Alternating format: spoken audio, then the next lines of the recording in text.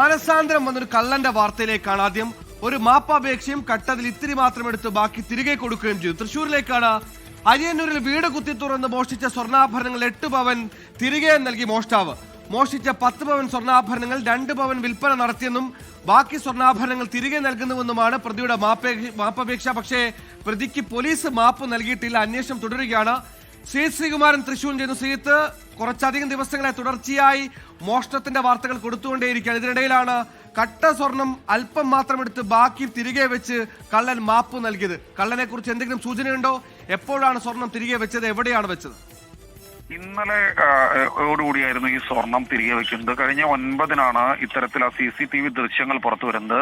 ഈ ഒരു ഡോക്ടറുടെ വീട്ടിൽ, അരിയന്നൂരിലെ ഡോക്ടറുടെ വീട്ടിലായിരുന്നു ഇത്തരത്തിൽ മോഷണം നടക്കുന്നത്. ഈ ഡോക്ടറും കുടുംബവും ഇത്തരത്തിൽ വീട് പൂട്ടി പുറത്തേക്ക് പോകാൻ ഒരുങ്ങുന്ന സമയത്താണ് സ്വർണം നോക്കുകയായിരുന്നു. ഒരു പരിപാടിക്ക്, ഒരു വിവാഹ സൽക്കാരത്തിന് വേണ്ടി പോവുകയായിരുന്നു എന്നാണ് മനസ്സിലാക്കുന്നത്. അങ്ങനെ സ്വർണം നോക്കുകയായിരുന്നു. അപ്പോഴാണ് ഈ കള്ളൻ ഈ സ്വർണം എടുത്തുകൊണ്ടുപോയതായി തിരിച്ചറിയുന്നത്. അങ്ങനെ ആ CCTV ദൃശ്യങ്ങൾ പരിശോധിക്കുന്നതും HD ദൃശ്യ മികവിൽ ഈ കള്ളന്റെ CCTV ദൃശ്യങ്ങൾ ലഭിക്കുന്നു. അങ്ങനെ 10 പവൻ സ്വർണമാണ് മോഷണം പോയതെന്ന് ബോധ്യപ്പെട്ടു. ഇവരുടെ ഭാര്യ, ഡോക്ടർ ബുഷ, അവരും ഒരു ഡോക്ടർ തന്നെയാണ്. അവരുടെയാണ് അലമാരയിൽ സൂക്ഷിച്ചിരുന്ന 10 പവനോളം സ്വർണം മോഷണം പോയത്. അങ്ങനെ പോലീസിൽ പരാതി നൽകി. പോലീസ് ഈ കള്ളനെ കുറിച്ച് കൃത്യമായ വിവരം പോലീസിന് ലഭിച്ചു. പോലീസ് അന്വേഷണം നടത്തി. അതിന്റെ അടിസ്ഥാനത്തിലാണ് കഴിഞ്ഞ ദിവസം വൈകുന്നേരത്തോടുകൂടി ഇത്തരത്തിൽ സ്വർണം വീടിനുള്ളിൽ തന്നെ, ഈ പറമ്പിൽ തന്നെ കൊണ്ടുപോയി വെക്കുന്നതും ഒരു കത്ത് ഒപ്പം കള്ളം വെക്കുന്നതും എല്ലാം പൊറുക്കണം, മാപ്പാക്കണം, തനിക്കൊരു തെറ്റുപറ്റിപ്പോയി, ഒരു അത്യാവശ്യത്തിന് എടുത്തു പോയതാണ്. 8 പവൻ സ്വർണം ഇതിലുണ്ട്, 2 പവൻ താൻ വിറ്റിട്ടുണ്ട്, അതൊരു അത്യാവശ്യം കൊണ്ട് വിറ്റുപോയതാണ്, മൊത്തത്തിൽ മാപ്പാക്കണം എന്ന ഒരു കുറിപ്പാണ് വെച്ചിരിക്കുന്നത്. എന്തായാലും കുറച്ച് സ്വർണം തിരിച്ചു ലഭിച്ചുവെങ്കിലും പോലീസ് ഈ കേസുമായി മുന്നോട്ട് പോവുക തന്നെയാണ്.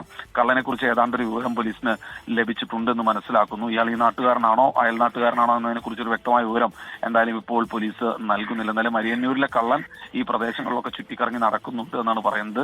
ഒരു മാപ്പപേക്ഷ കൊണ്ടും ബാക്കി സ്വർണം തിരികെ വെച്ചതുകൊണ്ടും മാപ്പാക്കാൻ എന്തായാലും രക്ഷയില്ല. 10 ലക്ഷത്തിൽ ഒരു 2 ലക്ഷം രൂപ നഷ്ടപ്പെട്ടു, 8 ലക്ഷം രൂപ തിരികെ ലഭിച്ചു എന്നൊരു ആശ്വാസം നിലവിലുണ്ട്. പക്ഷേ സ്വർണമാണ്, നടത്തിയത് മോഷണമാണ്. അതുകൊണ്ട് തന്നെ പോലീസ് കള്ളന് വേണ്ടി വല വിരിച്ചിരിക്കുകയാണ്. സുരേ, എന്തായാലും അത്യാവശ്യം വന്നാൽ സ്വർണം കക്കാൻ ആളുകൾ ഇറങ്ങിയാൽ നാട്ടിൽ മുഴുവൻ കള്ളന്മാരായിരിക്കും. അതുകൊണ്ട് ഈ ക്ഷമാപണത്തിന് വലിയ പ്രസ്തുതയില്ല. സംഭവത്തിൽ പോലീസും വീട്ടുകാരും തൽക്കാലം ക്ഷമിച്ചു കൊടുത്തിട്ടുമില്ല. ദൃശ്യങ്ങളടക്കം പുറത്തു വന്നപ്പോൾ പിടിക്കപ്പെടുമെന്നാകുന്ന ഘട്ടത്തിലായിരിക്കണം ഇത്തിരി കട്ടതിൽ ബാക്കി തിരികെ വെച്ചൊരു മാപ്പപേക്ഷ നൽകിയത്. എന്തായാലും ആളെ തപ്പി പോലീസ് ഇറങ്ങിയിട്ടുണ്ട്. മാപ്പപേക്ഷ കൊണ്ട് കാര്യമുണ്ടാകുമെന്ന് തോന്നുന്നില്ല.